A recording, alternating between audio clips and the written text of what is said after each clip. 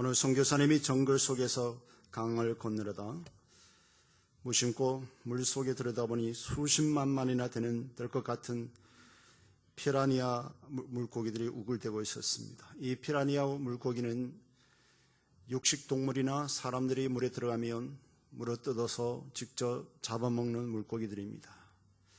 그래서 강을 건너지 못하고 서성거리고 있는데 저쪽에 원주민들이 양을 몰고 염소떼를 몰고 강을 건너려고 오고 있습니다.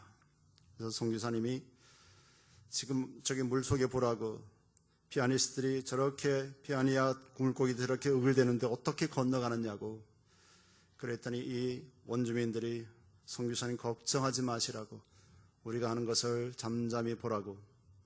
그래서 이 원주민이 그 짐승떼 중에서 한 마리를 집어다가 강물에 집어 던집니다. 던지니까 수십만의 고기들이 그쪽으로 쏠리면서 그 짐승 한 마리를 뜯어먹기 시작합니다. 그때 원주민들이 선교사님 보고, 선교사님 지금 이 시간 건너야 할 시간입니다. 우리가 빨리 건너지 아니하면 우리도 저 물고기에 잡아먹힐 수가 있습니다.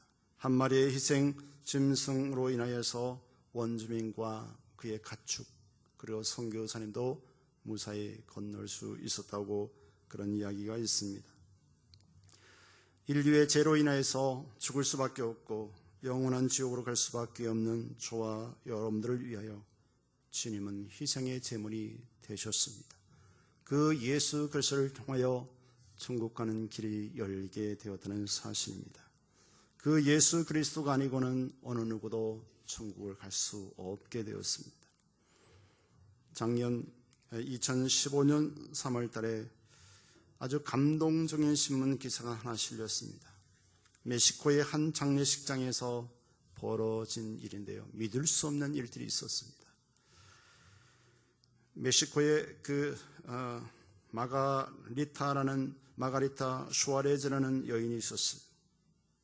그 여인이 살아있을 때에 동네 버려진 고양이, 버려진 유기견들을 먹이를 주고, 그래서 유기견의 대모라고 불릴 정도로 집을 잃고 버림당한 짐승들을 돌보던 그런 여인이었는데, 몸이 많이 아파서 이제 이사를 좀 멀리 옮기고 그러다가 회복을 하려다가 회복 못하고 그가 사망하게 됐는데, 그 장례식장에 개들이 한두 마리씩 모이기 시작합니다.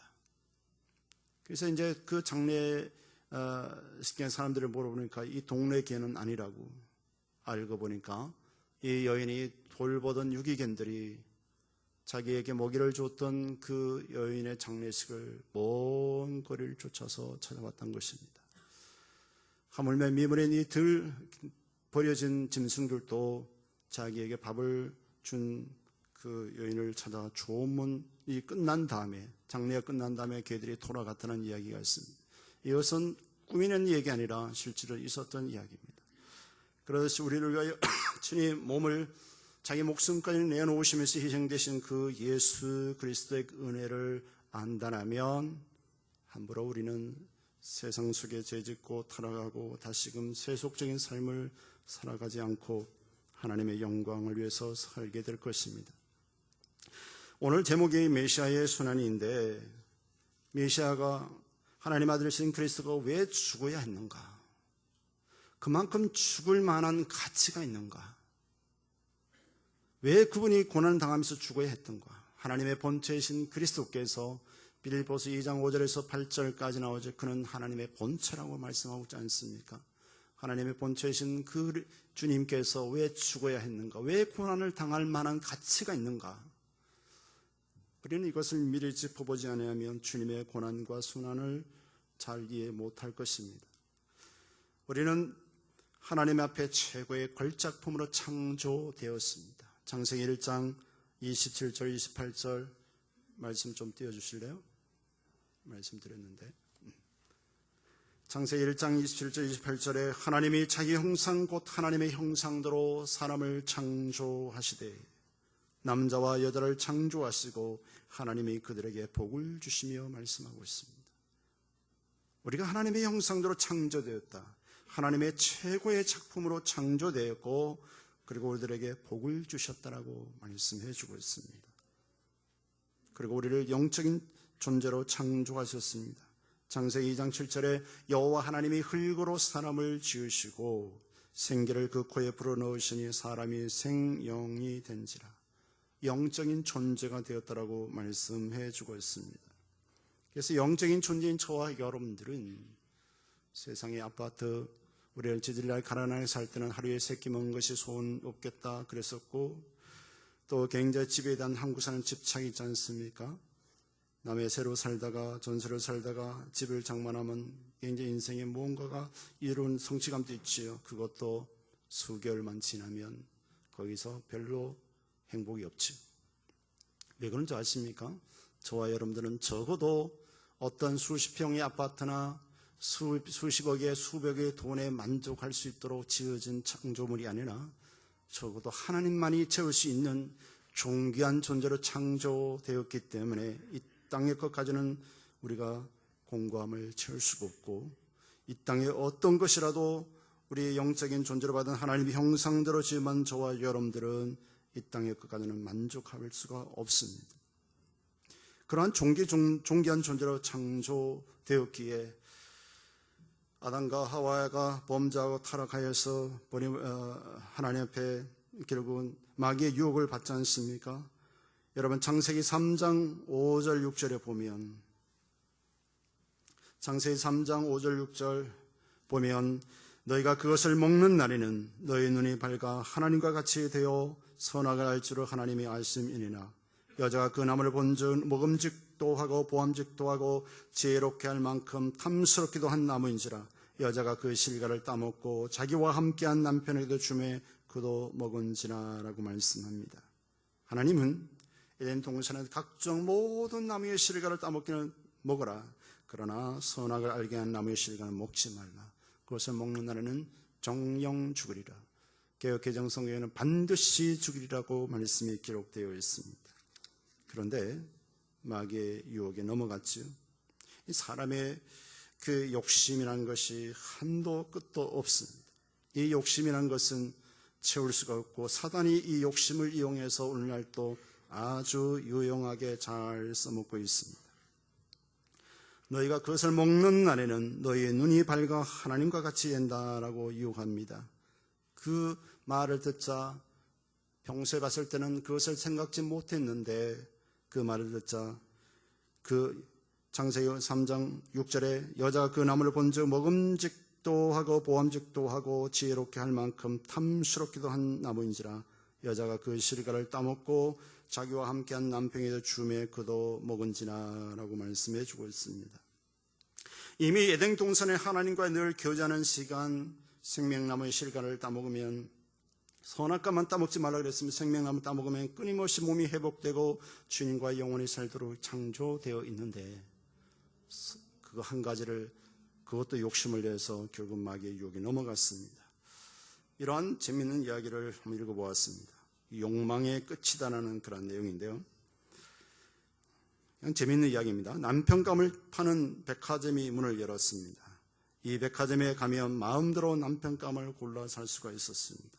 단 규정이 하나 있는데, 이미 거쳐왔던 층으로 내려갈 수가 없습니다. 1층에서 2층이 마음에 안 든다고 1층에 다시 내려갈 수 없어요. 그래서 이 두 처녀가 꿈에 그리던 남편을 사려고 남편 파는 백화점을 찾아갔습니다. 1층에는 직업이 있고 아이들을 좋아하는 남자들이 진열되어 있었습니다.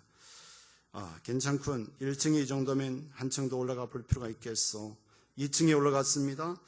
2층 올라갔더니 돈을 잘 벌고 아이들도 좋아하며 아주 잘생긴 남자들이 진열되어 있었습니다.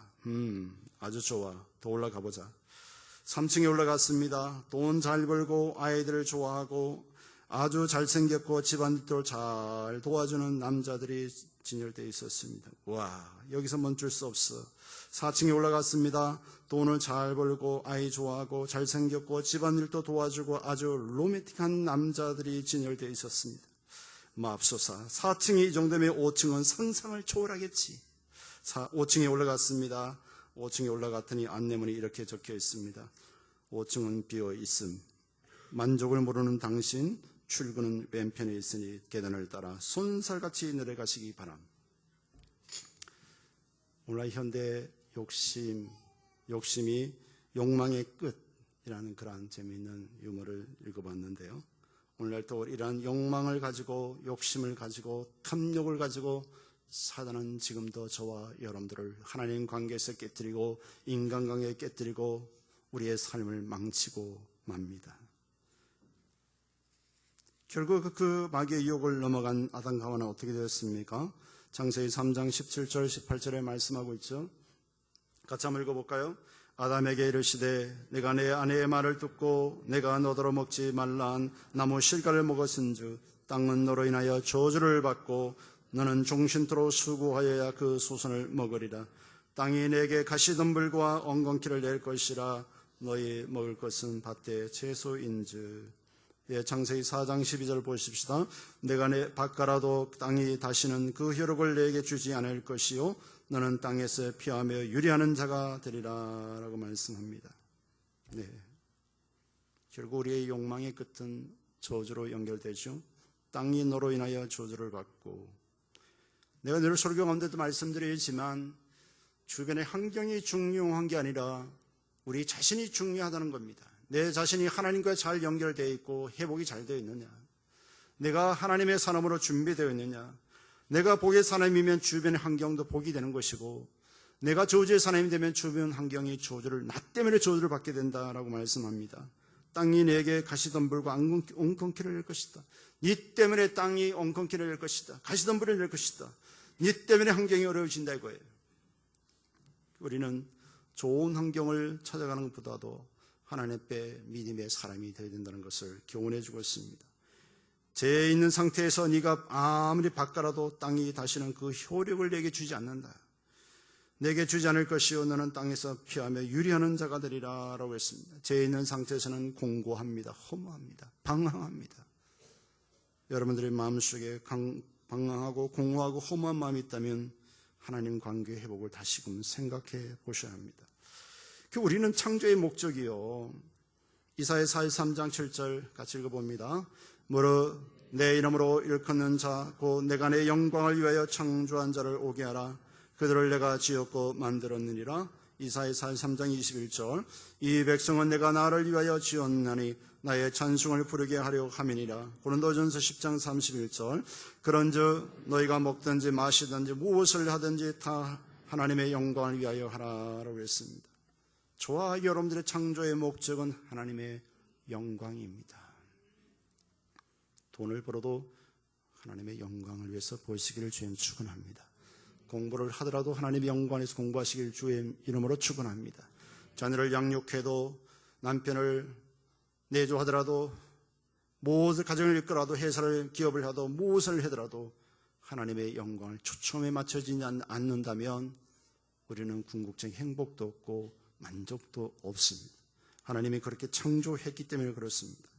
이렇게 하나님이 죄를 짓는 자는 하나님 영광에서 속해 있지만 죄를 짓는 자는 마귀에게 속한다라고 요한일서 3장 8절에 말씀합니다. 같이 읽어봅니다. 죄를 짓는 자는 마귀에게 속하나니 마귀는 처음부터 범죄함이니라. 하나님의 아들이 나타나실 것은 마귀의 일을 멸하러 하심이니라. 요한복음 8장 44절을 봅니다. 너희는 너희 아비 마귀에서 났으니 너희 아비의 욕심을 너희도 행하고자 하느니라. 저는 처음부터 살인한 자요 진리가 그 속에 없으므로 진리에 서지 못하고 거짓을 말할 때마다 제 것으로 말하나니 이는 저가 거짓말쟁이요 거짓의 아비가 되었음이니라 라고 말씀합니다. 자, 죄를 짓게 되면 마귀에게 속하게 된다. 내가 죄를 짓면 마귀의 영역에 속하게 된다라고 말씀합니다. 굉장히 중요한 이야기입니다. 우리가 살아있기 때문에 앞에 있는 목사도 죄를 지을 수 있습니다. 여러분들도 마찬가지고, 그럴 때 빨리 회개하지 아니하면 그 죄로 인하여서 사탄이 틈타게 되고 사탄의 역사가 일어나게 되는 것이죠. 마귀는 우리에게 오는 것은 우리를 좋게 하려고 오는 것이 아니라, 오늘 요한복음 8장 44절에 보면 마귀가 오는 것은 뭐예요? 욕심을 가지고 살인하고 진리가 그 속에 없고 진리에 서지 못하게 하고 거짓의 원조가 되고 말이죠. 거짓말장이 거짓 압이라는 말이 됐다는 했는데 거짓의 원조라는 것입니다. 그래서 무당들이 구슬하면 죽은 조상이 왔다 그래서 똑같이 죽은 아버지의 목소리를 똑같이 내죠. 마귀의 속삭임에 넘어가는 것입니다. 저도 저희 어머님이 예수 믿기 전에 무당을 좋아해서 무당 불러다가 형님이 아프면 무당을 불러서 구슬하고 밤새도록 깽알 두들고 말랑 들어보면 참 죽은 조상의 목소리를 똑같이 내서 그냥 노잣돈 놀아가면 집에 있는 돈 다 하고 쌀 거 다 퍼다 주고 쌀 먹기 힘든 그때 그냥 집안이 어려울 때도 그냥 무당이 뭐라고 하면 다 퍼주고 다 돈 다 내놓고 그런 적이 있습니다. 영적으로 우리가 모르면 그 소리에 우리는 진짜 죽은 조상이 왔다라고 믿을 수밖에 없지요. 그러나 저와 여러분들이 이 말씀을 깨달은 저와 여러분들은 분명히 아셔야 합니다. 사단의 속삭임에 사단의 종로를 타고 있는 문영혼들을 불쌍히 여길 줄 알아야 합니다. 오늘날 또 사단은 저와 여러분들을 속삭이고 죄를 짓고 유혹하는 욕심의 도구를 가지고 끊임없이 미혹하고 역사한다는 사실입니다.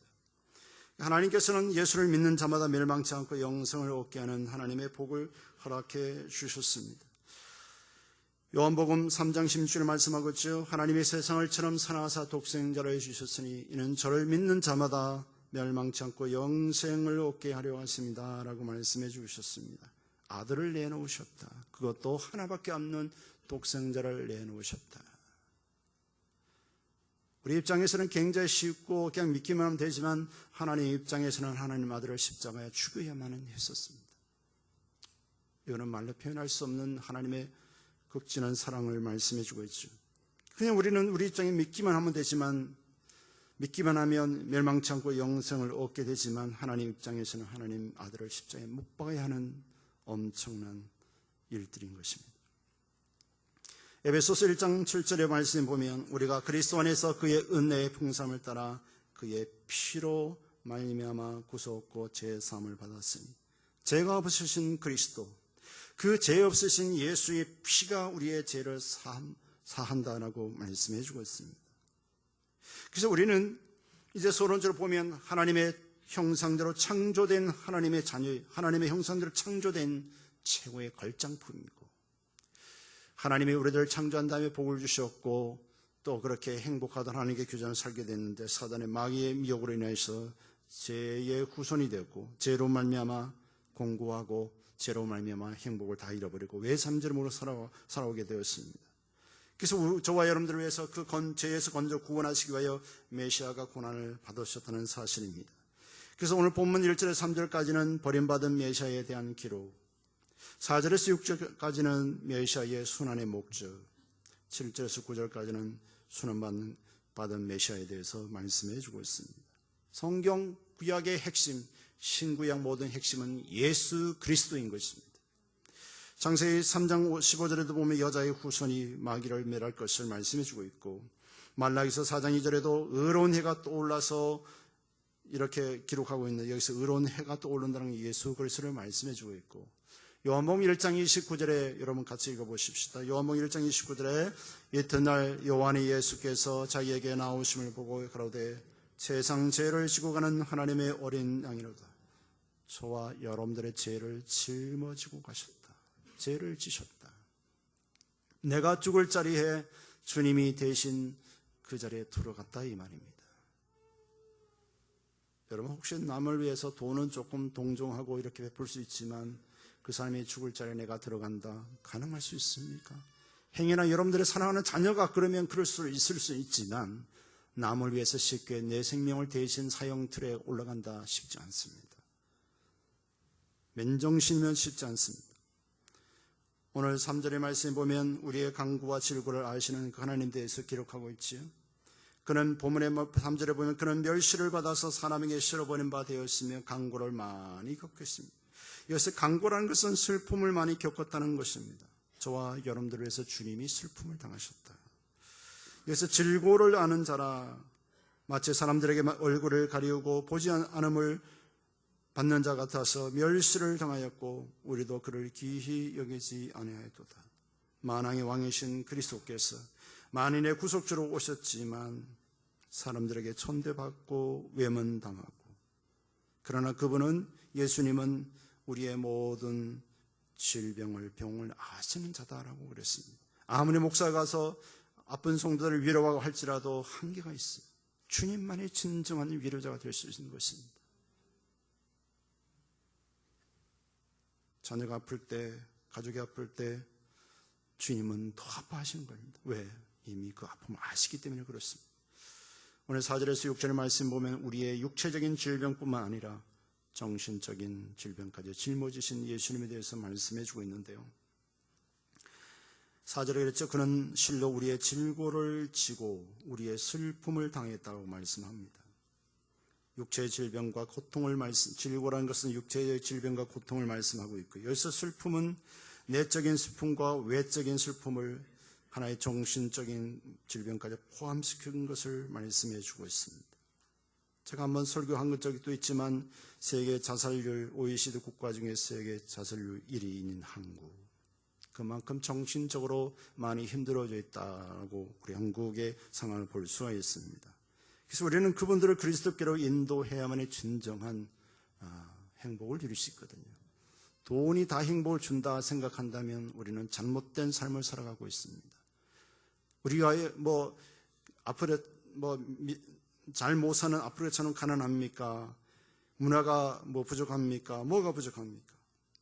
너무나 세계의 10위권을 달고 있는 이 부유한 국가에서 세계 자살률을 1위다라는 것은 그만큼 사람들의 행복감이 없다는 것을 말씀해 주고 있거든요. 여러분들은 어떻습니까? 힘들 때 어떤 생각을 하십니까? 요즘 아이들이 성숙해서 말이죠. 6살 아이가 죽고 싶다, 자살하고 싶다 그런답니다. 그래서 그 친구 아이가 아는 집사님 그 아이인데 진짜 죽고 싶어? 죽고 싶다 그러더래요. 그 아이를 데리고 6층의 아파트로 올라가서 한번 내려다봐. 네가 뛰어내릴 수 있겠어? 이랬다는 거예요. 그러니까 얘가 끔찍하고 야 내려가. 너 못 뛰어내려. 못 죽어. 내려왔다 그래요. 그 이야기를 듣고 그 엄마가 옥상문을 잠궜대요. 요즘 시대가 그래요. 6살짜리가 자살하고 싶다 그러는데 6살짜리가. 우리 생각에 뭘 알겠어라고 그러지만 요즘 정신 연령이 높아가지고요. 보면 요즘 보영이도 TV 보고 요즘 젊은 애들 춤추는 거 따라한다고 거울 앞에서 난리예요 지금. 그것도 거기까지는 다행인데 또 동영상까지 찍으래. 찍어가지고 또 그거 보고 즐기고 있습니다. 6살짜리가. 옛날처럼 우리가 아이가 뭐 알겠어. 애기라고 하면 기분 되게 나빠합니다. 교회 와서 애기라 그랬다고 누가 그랬다고.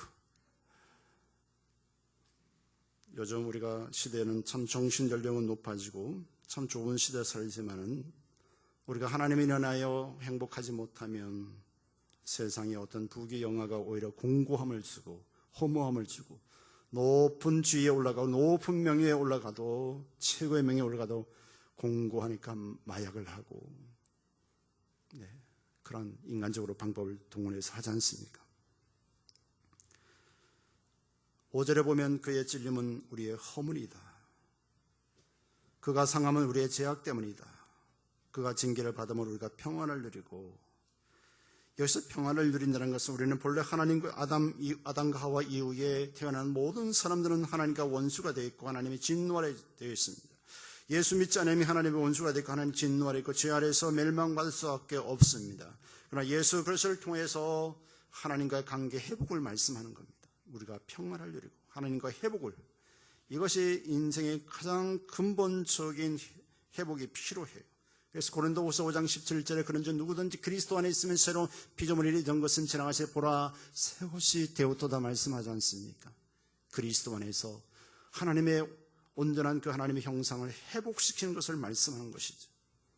그리고 그가 채찍에 맞음으로 우리가 나음을 입었도다라고 말씀하면서 우리의 육체적 정신적인 그런 질병까지 짊어지신 주님을 말씀해 주고 있습니다.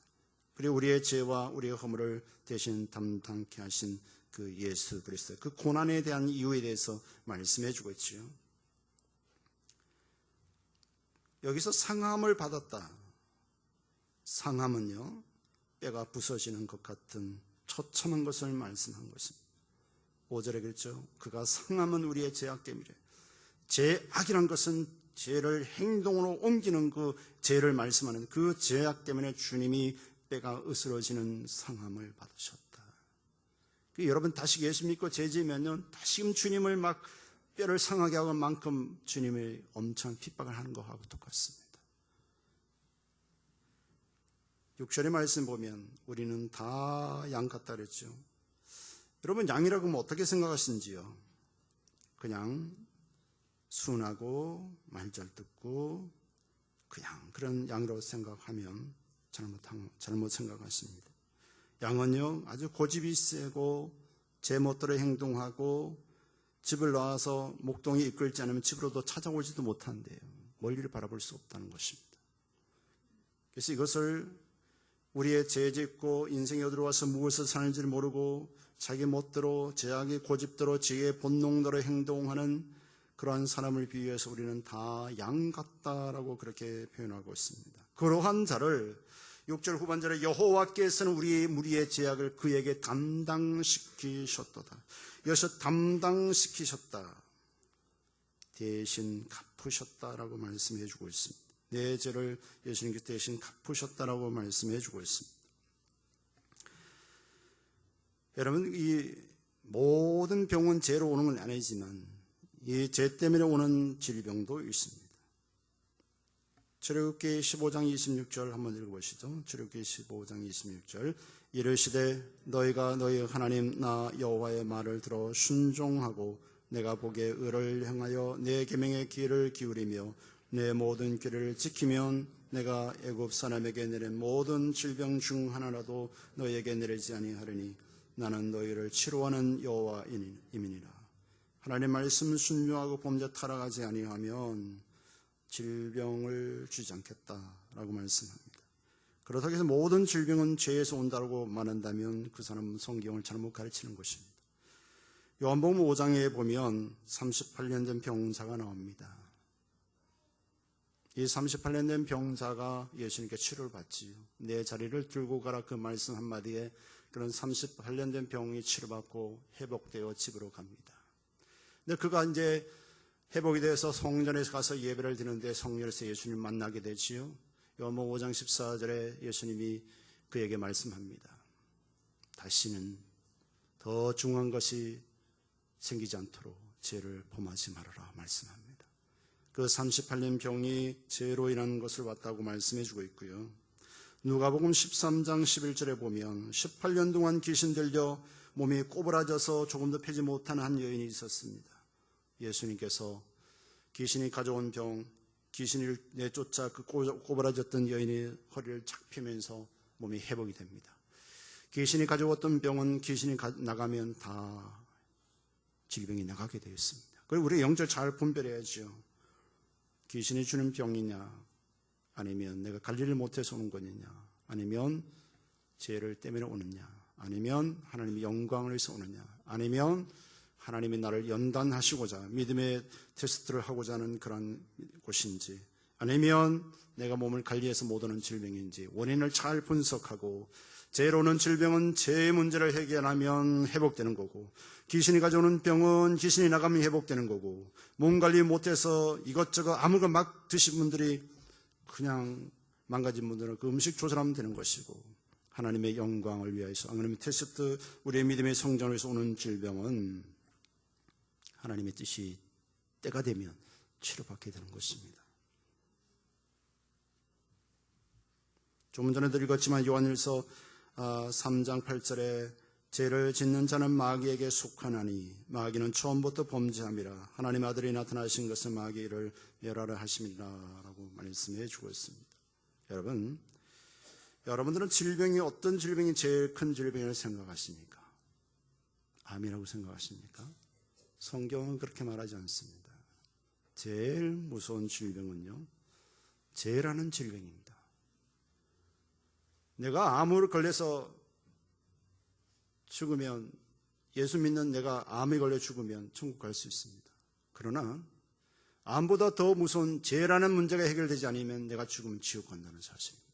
그래서 하나님은 그 죄의 문제를 해결하기 위하여 이 땅의 아들 메시아를 하나님 뜻 가운데 십자가에 못 박아야만 했습니다. 아들에게 모든 우리의 무리의 죄악을 그에게 담당시켜야만 했습니다. 그래야만 했습니다. 그러기 위해 주님이 이 땅에 오셔 고난을 당하셨던 것을 말씀해 주고 있습니다. 이 죄는 우리에게 모든 아름다운 것을 다 빼앗아갑니다. 요한복음 10장 10절에 주님이 말씀하시죠. 도적이 오는 것은 도둑질하고 죽이고 멸망시키는 것뿐이다 라고 말씀합니다. 여러분, 신앙생활하면서 말씀에 서지 않고 내 감정을 서고 기도하지 않는 사람들 아주 위험에 노출되어 있는 사람이라는 걸 아셔야 돼요. 나는 영적으로 굉장히 위험에 노출되어 있구나. 기도를 하지 않지, 말씀 보지 않지, 그렇다 예배도 잘 하지 않지, 이런 사람들은요 항상 마귀의 공격을 받을 대상이라는 것을 기억하셔야 합니다. 끊임없이 기도하고 말씀에 서고 우리가 기도하는 사람도 끊임없이 영적 도전이 오는데 그런 사람들은 조금만 건드리면 그냥 넘어갑니다. 넘어가요. 제 사함을 받으면, 죄로 오는 죄를 사함받으면 귀신이 떠나가고, 귀신이 가지고 왔던 정신적인 죄든 육신적인 질병이든 때로는 경제적인 문제도 한 방에 다 해결될 수가 있습니다. 말이 있잖아요. 가난의 저주가 있습니다. 질병의 저주도 있고 하나님과의 관계를 끌어놓은 그런 저주도 있습니다. 누가복음 8장 26절 39절의 말씀 보면 거라사 땅의 정신병자를 주님이 고치셨지요. 군대 귀신이 들어가서 그를 괴롭힙니다. 옷을 입지 않고 집에 거하지 않고 무덤 사이에서 거하면서 밤낮 소리를 지르고 아주 그냥 역사를 하지요. 어떠한 쇠고랑을 채워놔도 다 부셔버립니다. 그런데 예수님이 그를 자유케 하셨죠. 귀신이 떠나가자 그는 정신이 온전해졌습니다. 귀신이 나가는 정신이 온전하여졌다라고 누가복음 8장 35절에 말씀해 주고 있습니다. 예수님은 우리의 모든 죄를 십자가에서 다 해결하셨는데, 그래서 여호와 하나님께서는 오늘 6절에 예수님이 오실 그 700년 전에 이미 메시아가 오실 것을 예언해 놨는데, 이사야 선지자를 통해서 700년 전에 여호와께서는 우리의 무리의 죄악을 그에게 담당시키셨다 그랬는데요.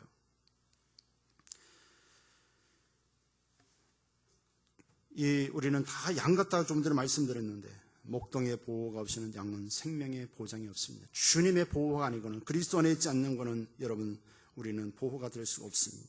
인생이 어디로 와서 무엇을 살며 어디로 가는지 알지 모르며 사는 사람들이 참 많습니다. 그래서 우리는 인생이 어디로 와서 무엇을 사는지, 왜 사는지 모르고 사는 사람들에게 복음을 전고하셔야 합니다.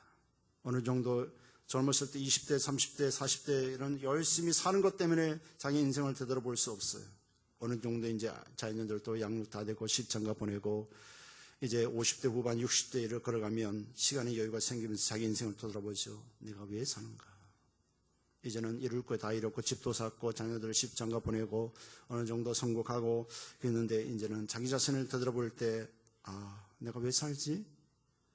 예수 믿지 않는 분들은 그런 많은 공고함이 있습니다. 제가 전도하다 보면.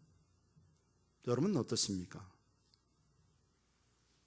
아직도 50대, 60대 안 돼서 잘 모르십니까?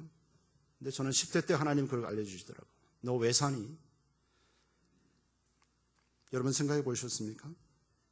분명한 삶의 목적이 없으면 그 삶도 힘이 잃어버리게 됩니다. 분명한 목표가 있고 분명한 삶이 있으면 그 삶엔 엄청난 탄력을 받지요. 오늘날 선교단체에서 젊은 10대들이 초등학생부터 10대들이 그냥 은혜 받고 도전받아서 세계 열방을 향해서 나가는 거 보면요 참 자랑스러워요.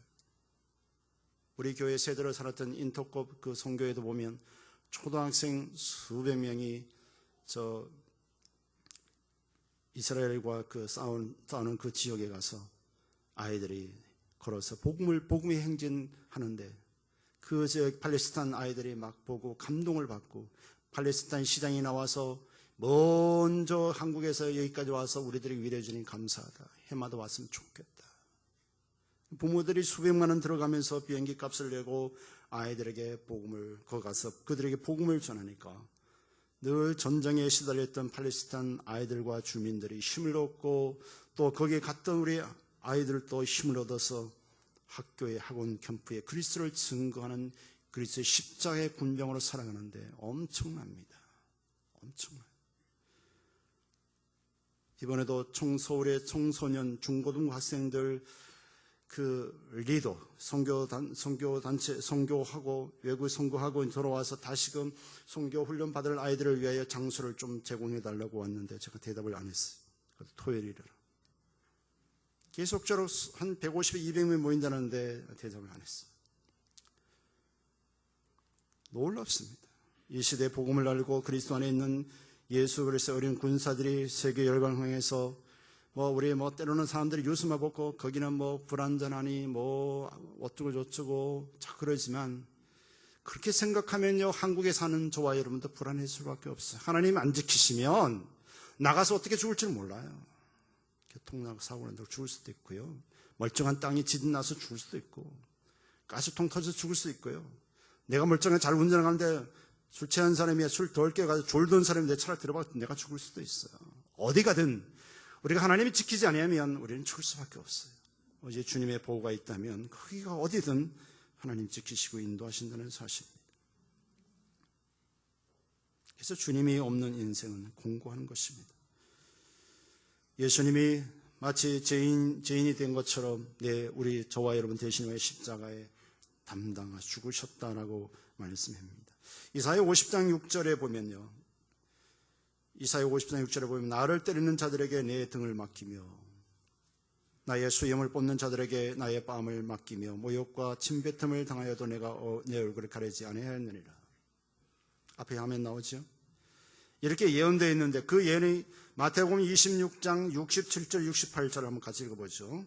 이에 예수의 얼굴에 침뱉으며 주먹으로 치고 혹은 손바닥으로 때리며 가로되 그리스도야 우리에게 선지자 노릇하라 너를 친 자는 누구냐 하더라. 주님이 저와 여러분들 왜 침뱉음을 당하셨어요? 주먹으로 침을 당해 주먹 가지고 얼굴을 때리는 것이죠. 손바닥을 때리고 주먹과 때리고 손바닥 때리고 야 네가 선지자라면 네가 그리스도라면 우리에게 선지자 노릇하라. 얼굴을 가리고 주먹을 때립니다. 어느 주먹으로 맞았냐? 한번 맞춰봐라. 온갖 조롱하고 멸시를 다 당하셔서 주님은 저와 여러분들을 위하여 그러셨다. 당시의 사람들이 얼마나 악한 줄 아십니까? 여러분 마태복음 27장 26절 같이 봅니다. 이에 바라바는 저희에게 놓아주고 예수는 채찍질하고 십자가에 못 박히게 넘겨주니라. 바라바는 누굽니까? 강도입니다. 강도. 살인하는 강도입니다. 그는 놔주고 메시아인 그리스도를 십자가에 죽여버렸습니다. 그만큼 당시의 제사장과 성경을 번역하고 이러는 서기관들과 가르치는 그들이 신앙생활 잘한다는 바리새인들이 주님을 십자가에 못 박는데 강도는 풀어주고 메시아를 죽여버렸습니다. 진정한 그들이 성경을 안다면 구약에 예언된 성경 안다면 메시아를 어떻게 죽일 수 있겠습니까? 성경을 읽어도 자기들은 못 들어 생각해. 자기들 생각대로 이 성경을 깨 맞추려고 그러니 이것이 알레고리 해석이라 그러는데 내 마음대로 생각하는 것입니다. 성경을. 이게 참 위험한 신앙이거든요. 그래서 저는 본문을 설교할 때 항상 주석성경 꼭 봅니다. 그때의 상황과 원어를 꼭 보지 않으면 엉뚱한 소리를 하게 되는 겁니다. 그럼 우리가 말씀을 보고 잘 생각해서 진정한 메시아를 환영해서 얼마나 좋았을까. 그런데 그 메시아를 앞장서는 누가 앞장섰어요? 종교 지도자들이 그랬다. 썩고 부편자들이 그랬다는 사실입니다. 오늘 7절에 보면 그가 곤욕을 당하였으며 괴로울 때 또 그가 입을 열지 아니하였다. 도수장으로 끌려가는 어린 양과 털 깎는 자 앞에 잠잠한 같이 그 입을 열지 아니하였다라고 말씀합니다. 입을 열지 않았습니다. 까닭없이 모욕과 조롱에 대해서도 불평하거나 변론한 침묵하신 것에 의해서 예언을 대해 주었습니다. 사실상 주님은 침묵하신 이유는 하나님 뜻을 자발적으로 자기 목숨을 내놓으셨다는 것입니다. 제가 우리 교회 부임하면서 성도들에게 자유로 신청하십시오. 자유로 헌신하십시오. 이걸 제가 강조하는 이유가 있어요. 자원하는 마음으로 하나님께 헌신드릴 때 그 하나님께 그걸 기뻐 받으시는 거거든요. 인상 벅벅 쓰면서 억지로 목사가 하라는 것을 하는 게 아니라 내가 주님의 사랑에 감사해서 헌신하는 것이 하나님이 기뻐하는 진실한 헌신이라는 것입니다. 앞으로 그런 일들이 많아지시길 주님으로 축원합니다. 예수님은 자기 자신을 십자가에 전한 마음으로서 그냥 내놓으셨어요. 아버지 뜻이면 그거도 내놓으셨어요. 그래서 세례 요한은 요한복음 1장 29절에 저 이튿날 요한의 자 예수께서 자기에게 나오심을 보고 그러되 보라 세상 죄를 지고 가는 하나님의 어린 양이로다 라고 말씀해 주고 있습니다. 예수님께서는 98절에 그가 곤욕과 신문을 당하고 끌려갔으니 그 세대 중에 누가 생각하기를 그가 산자의 땅에서 끊어지면 마땅히 형벌받을 내 백성의 허물을 인함이라 하였으리요. 9절에 그는 강포를 행치 아니하고 입에서 계사가 없었으나 계사는 거짓말이 없었으며 그 무덤이 악인과 함께 되었으며 그 묘실에 부자와 함께 되었도다.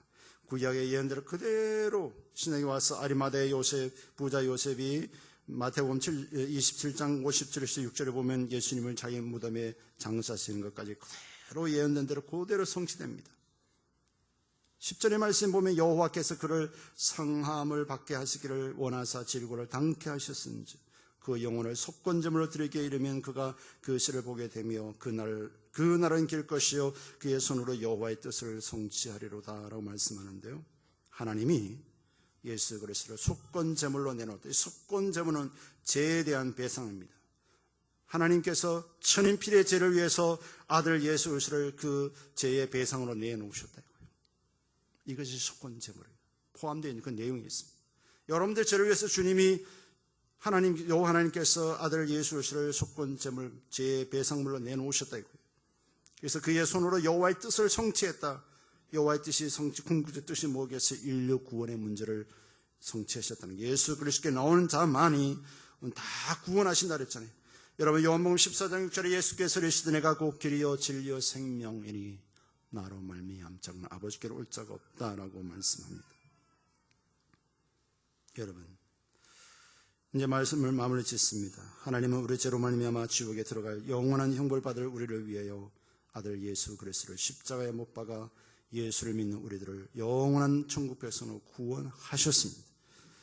예수님은 십자가에 죽으심으로 나의 모든 죄를 갚으셨습니다. 예수님은 십자가에 죽으심으로 나의 모든 허물을 사하셨습니다. 예수님은 십자가에서 나의 모든 질병을 위해 죽으셨습니다. 예수님은 십자가에서 죽으심으로 나의 모든 죄악을 나는 사함받게 되었습니다. 예수님은 십자가에서 죽으심으로 우리의 모든 죄를 위하여 심판을 받으셨습니다. 이것이 주님의 메시아 받은 고난의 의미인 것입니다. 그리스도 안에서 아직도 구원의 확신이 없는 분들 주님 앞에서 주님 나는 예수 그리스도를 영접합니다. 나를 위해서 대신 죽으신 그 주님 사랑합니다. 하나님 감사합니다. 이 시간 잠시 한 1분만 주님을 묵상하면서